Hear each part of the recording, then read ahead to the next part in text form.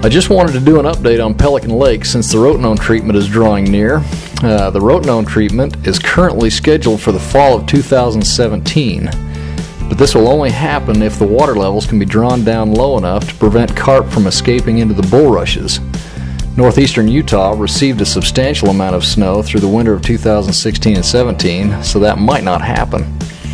In that case, the treatment will be postponed until the fall of 2018.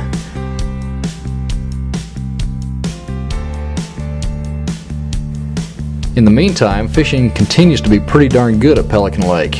In anticipation of the treatment, the Division of Wildlife has changed the limits on bass and bluegill.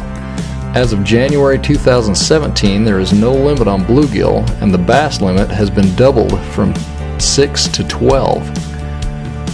Watch for new regulation changes after the treatment is done.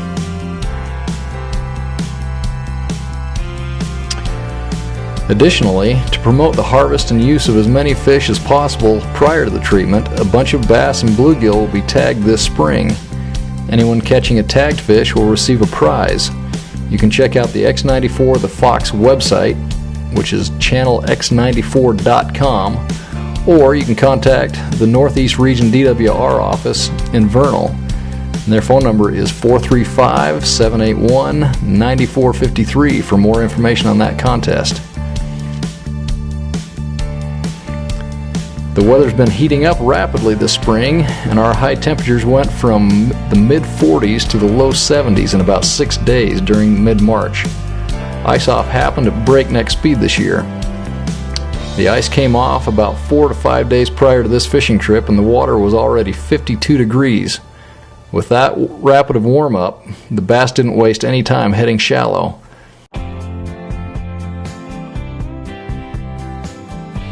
As the ice melts, all the loose bulrush gets pushed towards shore and forms large mats, absorbing lots of heat and attracting insects, minnows, crayfish, frogs, bluegills, and bass. The fish are in the shallows for one thing, and that's food.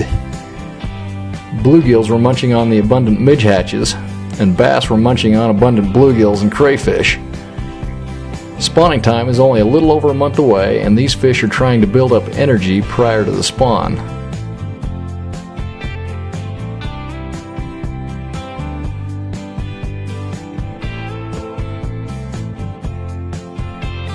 Pelican isn't known for producing lots of big bass, although it certainly produces a fair number of 3 to 5 pounders.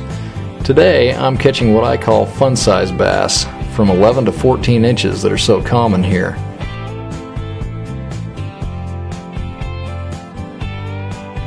Standard flipping plastics like beaver-style baits, such as Berkeley Havoc Pit Boss, Strike King Rage Bugs, Zoom Z-Hogs, etc., either rigged on flipping hooks or as trailers to flipping jigs.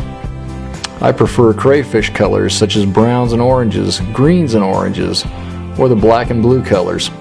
The fish are positioned under the matted bulrushes, and punching through this canopy requires 3/4 to 1 ounce tungsten or lead bullet weights, pegged to the hook.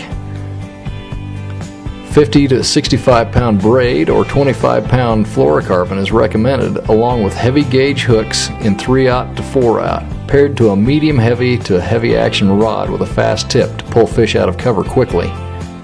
You never know when a 3 to 5 pounder might grab your bait and give you the battle of your life.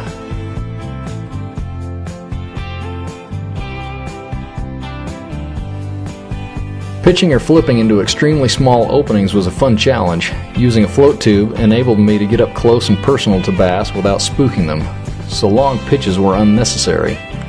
Sometimes, if I missed my mark, I could see the movement of bass under the canopy tracking my bait to the hole, and they would grab it as it went through.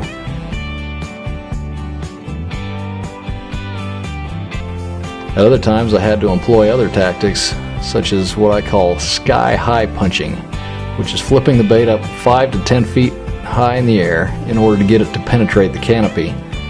The bass weren't spooked, but instead seemed to be attracted to the extra sound and commotion. It was great early season fun.